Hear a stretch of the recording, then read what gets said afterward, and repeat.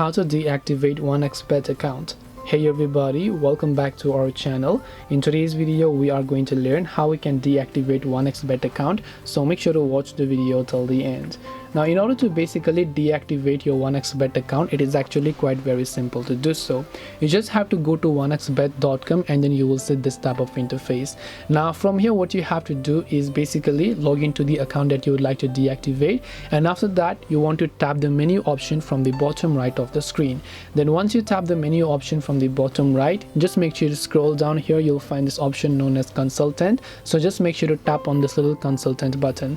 Once you tap on consultant option, you should be able to see a list of every sort of accounts that you have. So here a live agent is going to get in touch with you, so you just have to let that agent know that you would like to deactivate, just temporarily deactivate it, not really delete it. They should be able to get in touch and deactivate the account for you, because 1xbet does not have such option to deactivate it yourself. So hope this video helped you guys. If you have got any more questions, then feel free to also leave them down below.